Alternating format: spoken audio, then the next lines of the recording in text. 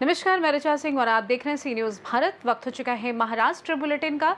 शुरुआत पालघर से करेंगे, जहां वसई विरार शहर जिला कांग्रेस कमेटी के वार्ड नंबर 43 अध्यक्ष सुहेल चौधरी ने मनीचा पाड़ा में टूटे और खुले नाले की समस्या को लेकर संबंधित विभाग का ध्यान आकर्षित कराया है। साथ ही बात होगी पुणे की, जहां पर जाने माने क्रिकेट खिलाड़ी धीरज जाधव के खिलाफ आर्थिक धोखाधड़ी का मुकदमा पुणे न्यायालय में दाखिल किया गया है। ऐसी तमाम खबरों पर करेंगे विस्तार से चर्चा। खबर पालघर से है। वसई विरार शहर जिला कांग्रेस कमेटी के वार्ड नंबर 43 अध्यक्ष सुहेल चौधरी ने वसई फाटा स्थित मनीचा पाड़ा में टूटे और खुले नाले की समस्या को लेकर संबंधित विभाग का ध्यान आकर्षित कराया है। उन्होंने कहा कि नाले के टूटे होने और ढक्कन गायब होने से स्थानीय लोगों व राहगीरों की सुरक्षा खतरे में है। कभी भी बड़ा हादसा हो सकता है। क्षेत्रवासियों की शिकायत के बावजूद कार्रवाई नहीं होने पर उन्होंने प्रशासन से नाले की तत्काल मरम्मत और सुरक्षा व्यवस्था सुनिश्चित करने की मांग की है। पालघर से सी न्यूज़ संवाददाता इस्माइल खान की रिपोर्ट। पुणे के जाने माने क्रिकेट खिलाड़ी धीरज जाधव के खिलाफ आर्थिक धोखाधड़ी का मुकदमा पुणे न्यायालय में दाखिल किया गया है। मामला क्रिकेट एकेडमी में भागीदारी को लेकर सामने आया। मामले में आगे की कानूनी प्रक्रिया जारी है। आंतरराष्ट्रीय दर्जाचे आयसीसी क्रिकेट खेळलेले माजी क्रिकेटपटू धीरज सुभाष जाधव यांच्या विरुद्ध पुणे येथील न्यायालयामध्ये निगोशिएबल इन्स्ट्रुमेंट ॲक्ट 138 खाली गुन्हा दाखल झालेला आहे। त्याची पार्श्वभूमी अशी आहे की धीरज सुभाष जाधव यांचा सिंहगड कॉलेज ग्राउंड येथे व लोणावळा येथे डीजे क्रिकेट अकॅडमी या नावाने व्यवसाय सुरू आहे। तो व्यवसाय वृद्धिंगत करण्यासाठी वाढवण्यासाठी त्यांना पैशाची आवश्यकता असल्याने त्यांनी अमोल माने या इसमामार्फत मध्यस्थी करून माजी अश्विन अनिल दगडू कोकाटे यांना 25 लाख रुपयाची मागणी केली। आमच्या अश्विनांनी त्यावर विचार करून त्या पैसे देण्याची तयारी दर्शवली। त्याप्रमाणे त्यांनी वेळोवेळी 25 लाख रुपये त्यांना दिलेले आहेत। 2025 पासून त्यांना दिलेले आहेत। परंतु त्यांना धीरज सुभाष जाधव यांनी त्यांना करारनामा केल्याप्रमाणे त्यांना भागीदारी दिलेलीच नाही व पैसेही वापस देण्याची न देण्याच्या इराद्याने त्यांनी पैसे घेतले। आमच्या असलेली वेळोवेळी पाठपुरावा करून सुद्धा त्यांना सदरची रक्कम दिलेली नाही। आमच्या असलेली भरपूर वेळा तगादा लावल्यामुळे त्यांनी धीरज जाधव यांनी ज्यामध्ये केसमध्ये ते आरोपी आहेत त्यांनी 2 चेक बँकेचे दिले आहेत। चेक दिलेले बाउन्स झाल्यामुळं आमच्या अश्विन अनिल दगडू कोकाटे माझ्यामार्फत मी ॲडव्होकेट संजीवन शंकर खिलारे मी मेहरबान न्यायालयात केस दाखल केले आहे व तो केस आता नंबर पडलेला आहे केसला। त्याप्रमाणे आता केस त्यांच्या विरोधात चालू आहे।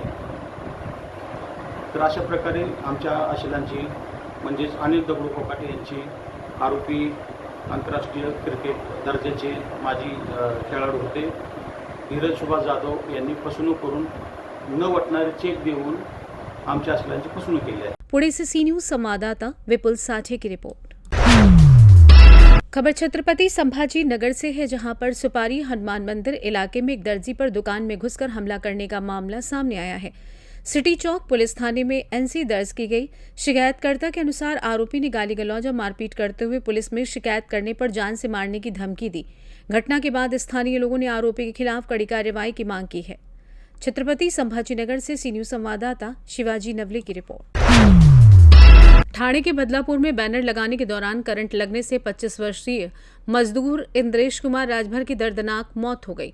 जानकारी के अनुसार इंद्रेश अपने साथी के साथ बदलापुर में डी मार्ट के पास लोहे के फ्रेम पर बैनर लगाने पहुंचा था। उसका साथी दस्तावेज लेने स्टेशन गया हुआ था। इसी दौरान इंद्रेश अकेले फ्रेम पर चढ़कर काम कर रहा था। अचानक करंट की चपेट में आकर नीचे गिर गया, जिससे मौके पर ही उसकी मौत हो गई। घटना की सूचना मिलते ही बदलापुर ईस्ट पुलिस मौके पर पहुंची और पंचनामा कर जांच शुरू कर दी।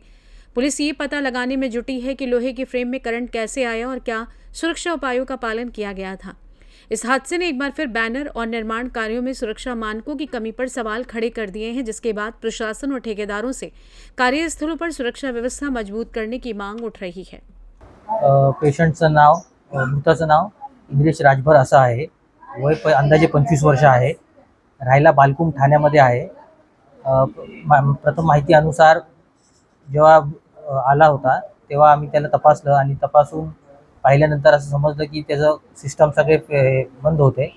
आम्ही पल्स बघितले, हार्टबीट बघितली, ब्लड प्रेशर बघितला तर काहीच नव्हतं आणि पेशंट दाखल व्हायच्या आधीच मृत झाला होता. कशामुळे मृत्यू झाला असावा? अशी माहिती अनुसार असं आहे की इलेक्ट्रिक शॉक लागून त्याला थांबल्यावरून तो हे झाला होता, शॉक लागून त्याचा मृत्यू झाला. त्याचा मित्र होता एक, तो आला होता. बदलापुर से सी न्यूज संवाददाता साबिर शेख की रिपोर्ट। बुल्ढाना जिले के मलकापुर शहर में सामाजिक कार्यकर्ता सोनम वांगचुक के समर्थन में जन आक्रोश मोर्चा निकाला गया। ये मोर्चा सुबह करीब 11 बजे डॉक्टर बाबा साहेब अम्बेडकर स्मारक से शुरू होकर तहसील कार्यालय तक पहुंचा, जिसमें विभिन्न सामाजिक संगठनों, अधिवक्ताओं, डॉक्टरों, पत्रकारों, विद्यार्थियों और नागरिकों ने हिस्सा लिया। आंदोलन के दौरान लद्दाख को राज्य का दर्जा देने, संविधान की 6ठी अनुसूची में शामिल करने, शिक्षा व्यवस्था में पारदर्शिता लाने और नीट पेपर लीक मामले में केंद्रीय शिक्षा मंत्री धर्मेंद्र प्रधान के इस्तीफे जैसी मांग उठाई गई। आयोजकों ने इसे लद्दाख के संवैधानिक अधिकारों, लोकतांत्रिक मूल्यों और छात्रों के हितों की रक्षा के लिए आंदोलन बताया। हालांकि आयोजकों के दावे के अनुसार बड़ी संख्या में लोगों की भागीदारी की बात भी कही गई थी, लेकिन मौके पर उतनी भीड़ दिखाई नहीं दी। देखना ये होगा कि इस आंदोलन को आगे कितना जन समर्थन मिलता है और सरकार इन मांगों पर क्या प्रतिक्रिया देती है। Hello, I am Arya Nitin Barate. I am from Malkapur. We as a student prepare very hard for such competitive exams. In such cases, if the paper gets leaked, students go into mental stress and depression. Many students also commit suicides and do self-harm to themselves. In this year, about 20 students have committed suicide. So such exams should be conducted properly without any cheating and paper leaks. The education system must have transparency between the people and the system. The education system must have transparency. In this situation, Sonam Wangchuk ji has taken a very good initiative, raising an issue for all the students. So I request the government to take proper steps and initiatives in support of Sonam Wangchuk ji and the whole nation. भारतात आता लोकशाही संपत असून हुकुमशाहीला सुरुवात झालेली आहे. कुणाला उपोषण करण्याचा अधिकार सुद्धा ते हिरावून घेत आहे आणि यांच्या विरुद्ध जो बोलेल तो पाकिस्तानी होतो, तो देशद्रोही होतो. अशा प्रकारचं सरकार म्हणजे इमर्जन्सी लागू न करता इमर्जन्सी लागू झालेली आहे असं या सरकारचं धोरण आहे. हे धोरण शेतकऱ्यांच्या विरुद्ध आहे, कष्टकऱ्यांच्या विरुद्ध आहे, व्यापाऱ्यांच्या विरुद्ध आहे आणि सर्वसामान्य माणूस हा भयभीत झालेला आहे. वाढलेली महागाई, त्यानंतर वाढलेला भ्रष्टाचार, की राम मंदिर सुद्धा यांना पुरत नाही असे हे हरामखोर लोक ज्यांनी या देशाचं वाटोळं केलं आहे. आणि म्हणून जर आम्ही सामान्य जनता, वकील, पत्रकार, डॉक्टर जर घरात बसून राहिले तर मग सर्वसामान्य लोकांचं नेतृत्व कोणी करायचं? मतदारांचे नावं मतदार यादीमधून कमी केल्या जात आहे आणि त्यामुळे पुढचा काळ निवडणुका होतील की नाही अशी परिस्थिती यांनी निर्माण केलेली आहे. माझी सर्वांना विनंती आहे ही लढाई पुढे न्यावी. संविधान प्रेमी लोकांनी हे जे एक सोनम वांगचुक यांना पाठिंबा देण्यासाठी जे आंदोलन उभं केलं आहे त्यामध्ये सर्व लोक यांचा मी या ठिकाणी स्वागत करतो. नीट पेपर फुटी झाली, नीट पेपर फुटीनंतर री एक्झाम झाली तर त्याच्यामध्ये जो गोंधळ झाला, पेपर फुटी झाली तर त्याच्या विरोधामध्ये आणि ती सिस्टीम पारदर्शक बनावी आणि तिथल्या जो शिक्षण मंत्री आहे त्यांनी राजीनामा द्यावा या गोष्टीसाठी सोनमजी वांगचुक यांनी हे उपोषण चालवलं आहे आणि त्याला सरकारने काहीही त्याला किंमत दिलेली नाही. आजपर्यंत सरकारचा एकही प्रतिनिधी सोनम वांगचुक यांना भेटायला सुद्धा गेला नाही आणि काल रात्री त्यांना उचललं आणि हॉस्पिटलमध्ये ॲडमिट केलं. तर हे अतिशय घटनाविरोधी आहे, संविधान विरोधी आहे. देशातल्या कोणत्याही याची रक्षा करणं हे सरकारचं कर्तव्य आहे. अगोदर पेपरफुटी एवढ्या मोठ्या स्केलवर होतेच कशी हा सगळ्यात महत्त्वाचा मुद्दा आहे आणि हे पेपरफुटी पहिल्यांदाच झाली नाही तर 3 वर्षापूर्वी सुद्धा पेपरफुटी झाली. CBSEच्या मध्ये घोळ झाला परीक्षेमध्ये, नंतर आपल्या महाराष्ट्रामध्ये TETचे पेपर फुटले. अजूनपर्यंत नवीन परीक्षेच्या तारखा नाही आहे. शिक्षकांना TET असल्याशिवाय प्रमोशन मिळत नाही. त्यांच्या नेमणुका होत नाही. तर ह्या सर्व गोष्टी असताना या परीक्षाला सरकार काहीही किंमत देत नाही.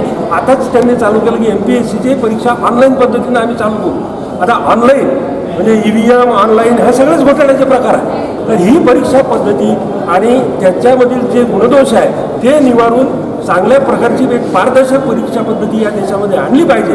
आणि सध्याच्या शिक्षण मंत्र्याला ते काम बिलकुल जमत नाही आहे, हे वारंवार सिद्ध झालं आहे. तरी त्याचा एक राजीनामा घ्यायला हे सरकार तयार नाही. आणि सोनम वांगचुक यांना काही त्यांचा विचार करायलाही सरकार तयार नाही. इतकं निर्दयी सरकार हे आहे. लडाखच्या अधिकारासाठीही त्यांनी या अगोदर आंदोलन केलं होतं. शेड्यूल 6 लावा म्हणून त्यांनी आंदोलन केलं होतं. लडाखला राज्याचा दर्जा द्या म्हणून आंदोलन केलं होतं. ते एक जागतिक दर्जाचे वैज्ञानिक आहे. अशा माणसाला या लोकांनी जेलमध्ये टाकलं होतं. त्यांना पाकिस्तानचा आणि चीनचा हस्तक म्हणून त्या ठिकाणी जाहीर केलं होतं आणि त्यांना देशद्रोही म्हणून जाहीर केलं होतं. तर अशा या भाजपच्या सरकारचा आम्ही निषेध करतो आणि ताबडतोब सोनम वांगचुक यांनी जो लढा आरंभला आहे त्याला पूर्णपणे आम्ही पाठिंबा देतो. बुल्ढाना महाराष्ट्र से सी न्यूज़ संवाददाता संदीप सावजी की रिपोर्ट। अयोध्या के श्री राम जन्मभूमि मंदिर में हुई करोड़ों रुपए की चोरी को लेकर विवाद बढ़ता जा रहा है। इस मामले में पूर्व राज्य मंत्री और पूर्व विधायक सुबोध सावजी ने अभिनेता अनुपम खेर को खुला पत्र लिखकर उनके कथित बयान पर आपत्ति जताई है। सावजी ने आरोप लगाया कि मंदिर में हुई चोरी को छोटी चोरी बताना करोड़ों राम भक्तों की भावनाओं को ठेस पहुंचाने वाला है। उन्होंने कहा कि श्री राम जन्मभूमि करोड़ों लोगों की आस्था का केंद्र है और वहां हुई किसी भी आपराधिक घटना को गंभीरता से लिया जाना चाहिए। पत्र में चोरी की निष्पक्ष जांच, दोषियों पर कड़ी कार्रवाई और मामले को हल्के में न लेने की मांग की गई है। साथ ही उन्होंने सार्वजनिक जीवन से जुड़े लोगों को संवेदनशील बयान देने की सलाह देते हुए अनुपम खेर से कथित बयान वापस लेने और राम भक्तों से माफी मांगने की मांग की है। इस पत्र के बाद राजनीतिक और सामाजिक हलकों में चर्चा तेज हो गई और अब अनुपम खेर की प्रतिक्रिया पर नजरें टिकी हुई हैं। आज आम्ही हे पत्र सिनेसृष्टीतील खलनायकाचं काम करणारा अनुपम खेर यांना दिलं। याचं कारण असं, राम जन्मभूमी, राम मंदिर, अयोध्या येथे जे चोरी झाली, डाका पडला, याची तुलना यांनी अनुपम खेरने मुघलाच्या काळात केली। अनुपम खेरने असं म्हटलं की मुघलाने हिंदूचे मंदिरं लुटले, संपत्ती लुटली, त्या मानानं ही चोरी काहीच नाही। आम्ही या पत्रात लिहिलं अनुपम खेरला की आपण पिक्चरमध्ये काम करता, डायलॉगबाजी करता, तसा हा प्रकार नाही आहे। आपण फक्त व्हिलनचं काम केलं, ज्याच्यापासून समाज बिघडला। आपण जो आरोप केला की सध्याच्या परिस्थितीत ही चोरी फार लहान आहे। मुघलाच्या राज्याच्या वेळेला लोकशाही नव्हती, पंतप्रधान नव्हते, मुख्यमंत्री नव्हते, पोलीस यंत्रणा नव्हती आणि म्हणून, परंतु त्यावेळेला शिवाजी महाराजांनी हे सगळं थांबवलं होतं।